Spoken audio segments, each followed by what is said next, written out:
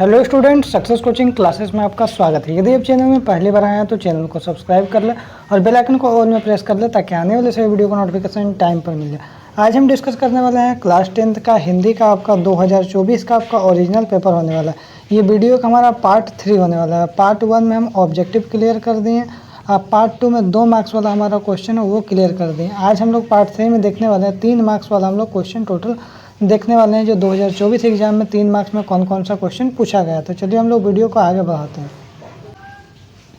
देखिए यहाँ पर क्या बोल रहा है, क्वेश्चन नंबर 39 से 46 में देखिए खंड सी में आपको सभी प्रश्न कितना मार्क्स के पूछ रहा है, 3 मार्क्स के पूछ रहा है। पहला क्वेश्चन क्या पूछा था, सेनानी ना होते हुए भी चश्मे वाले को लोग कैप्टन क्यों कहते थे। तो देखिए इसका उत्तर क्या होगा, सेनानी ना होते हुए चश्मे वाले को लोग कैप्टन इसलिए कहते थे क्योंकि उनके मन में देशभक्ति की भावना बहुत कूट कूट के भरा हुआ था। इस चश्मे वाला ना तो सेनानी था और ना ही नेताजी का साथी था, फिर भी उसे नेताजी सुभाष चंद्र बोस का बहुत सम्मान करता था। वह सुभाष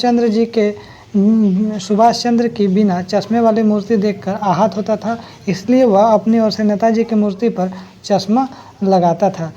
उसकी इसी भावना को देखकर उसे लोग सुभाष चंद्र का साथी या सेना का कैप्टन कहकर पुकारते थे। चाहे वह मजाक उड़ाने की मुद्रा में उसे कैप्टन कहते हो, लेकिन उसे कस्बे का अगुवा भी था। आगे देखते हैं, ये क्वेश्चन पूछा था 40 में, शहनाई की दुनिया में डुमराव को क्यों याद किया जाता था। तो बोलो शहनाई और डुमराव एक दूसरे के लिए क्या है, बहुत उपयोगी है। शहनाई बजाने के लिए जिस रीड का प्रयोग किया जाता है उसको हम लोग क्या बोलते हैं, वह डुमराव में सोन नदी के किनारे ही पाई जाती है। इसके साथ ही डुमराव प्रसिद्ध शहनाई वादक बिस्मिल्लाह खान का जन्म स्थान भी है।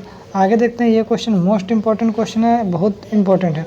पान वाले का रेखा चित्र प्रस्तुत कीजिए। भी 3 नंबर में पूछा था। पान वाले की दुकान चौराहे पर थी और वह दुकान पर आने वाले को जहाँ पान खिलाता था वहाँ स्वयं ही अपने मुंह में पान एकदम हमेशा ठूसे हुए रहता था। वह काला था, मोटा था और खुशमिजाज आदमी था। ठीक है, उसकी तोंद भी एकदम निकली हुई थी। जब भी कोई व्यक्ति आकर उससे कोई बात पूछता था तो उससे बताने से पहले उसको क्या होता था, पीछे मुड़कर थूकता था और फिर बताता था। बताने के साथ साथ वह हमेशा हंसता भी रहता था, हंसता भी जाता था, जिससे उसकी तोंद भी थिरकने लगती थी और उसके पान वाले लाल किले दांत खिल उठते थे। वह बात बनाने और हंसी उड़ाने में भी उस्ताद थे। इसके साथ ही वह भावुक भी था। कैप्टन की मृत्यु का समाचार पत्र सुनकर स्वयं उदास हो गया था, उसकी आंखों में आंसू भी आ गए थे।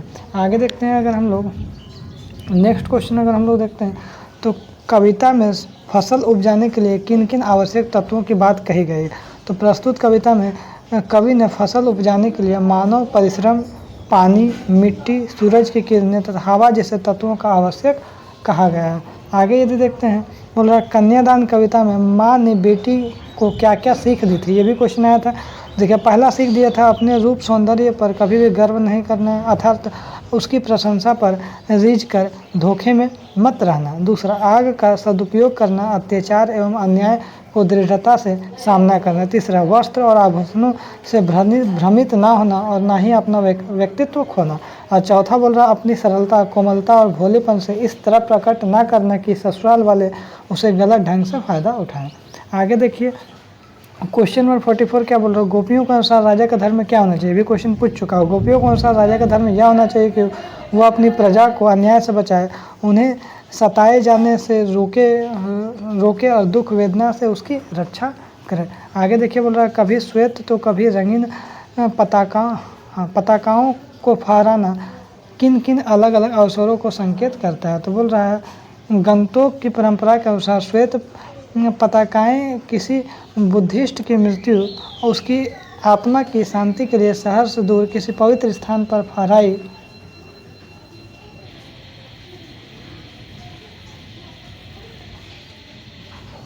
जाती है। ये श्वेत पताकाएं शांति और अहिंसा का प्रतीक है। इन पर मंत्र लिखे हुए हैं। ये संख्या में 108 होते हैं, जिन्हें फहरा कर उतारा नहीं जाता, वह धीरे धीरे अपने आप नष्ट हो जाता है। इसके साथ ही रंगीन पताकाएं किसी शुभ कार्य को प्रारंभ करने में लगाई जाती है। लास्ट क्वेश्चन हमारा ये है जो 3 मार्क्स वाला, रीढ़ या नरकट क्या है या कहाँ पाई जाती है। तो रीढ़ या नरकट अंदर से पोली होती है, अंदर से क्या होता है, पोली होती है, जिसके सहारे शहनाई को फूका जाता है। रीडी या नरकट एक प्रकार का घास से बनाई जाती है जो डुमराव में मुख्यतः तीर सोन नदी के किनारे पाई जाती है। तो इसमें आपको जो 3 नंबर वाला क्वेश्चन था वो भी क्लियर कर दें। इसके बाद जो वीडियो आएगा आपका 5 नंबर वाला वीडियो आएगा जो मोस्ट इंपॉर्टेंट क्वेश्चन को डिस्कस किया जाएगा। तो यदि आपको वीडियो अच्छा लगे तो लाइक शेयर एंड सब्सक्राइब जरूर करें। और फिर मिलते हैं हम लोग नेक्स्ट वीडियो में। Thank you so much.